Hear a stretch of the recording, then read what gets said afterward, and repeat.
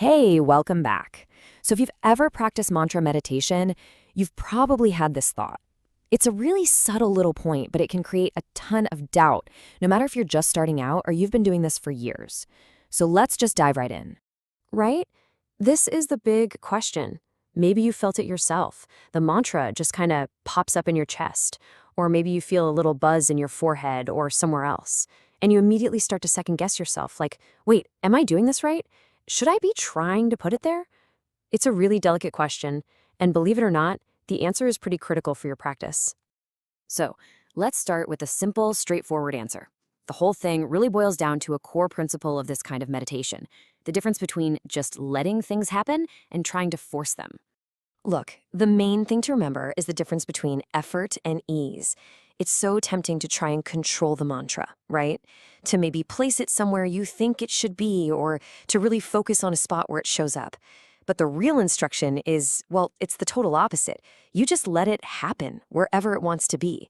And you always come back to that super simple procedure of thinking the mantra easily. This right here, this quote just nails the mindset. If the mantra shows up somewhere in your body, you don't fight it. You don't try to push it away. But, and this is the key part, you also don't encourage it. You don't try to hold on to it or make it stronger. Your attitude is one of just pure neutral observation. You just notice it. That's it. So the bottom line is this. Where the mantra hangs out is not your problem to solve. If it shows up in a specific spot, that's totally fine. If it feels like it's not anywhere at all, guess what? That's also totally fine. It's not some sign that you're winning or losing at meditation. It's just a natural part of a purification process. Your only job, every single time, is to gently come back to thinking the mantra easily. Okay, so that covers the what to do. But why? Why does the mantra even feel like it has a physical location sometimes? Well, it turns out there's a really fascinating reason for what's actually going on a much, much deeper level. This is such a cool way to think about it. Imagine your nervous system isn't just one thing, but it's more like a whole collection of tuning forks. The mantra has a very specific vibration, a certain frequency, and that frequency resonates with a few of the most important or leading tuning forks in your system. When they start vibrating in harmony, they bring the entire system along for the ride. So that feeling of the mantra in a certain spot, that's just you feeling one of those key points starting to resonate. Pretty cool, huh? And what's the point of all this tuning fork business? It's not just a neat physical sensation. The whole purpose, the real goal, is to experience a broader and deeper level of unshakable inner silence. This is that state that gets called pure bliss consciousness. And it's not something you force. It's coaxed out from inside you by this whole harmonizing process. Now, this whole idea of resonance, it doesn't stop with just the mantra. It actually paves the way for bringing in some more advanced practices that can take this entire process to a whole new level. So the next step on this path is actually adding a powerful breathing technique, what's known as pranayama, before you even start your mantra meditation. It's not about changing the meditation itself, but about adding this amazing complementary practice right before it. And the sequence here is absolutely key. First, you do the pranayama, where you're moving your attention and your breath through your body in a very particular way. And then, right after, you just slide into your normal, effortless mantra meditation.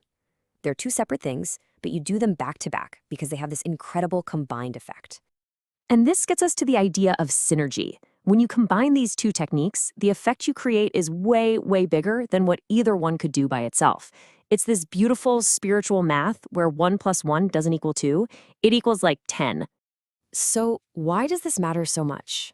Because now you're not just using one pathway inward.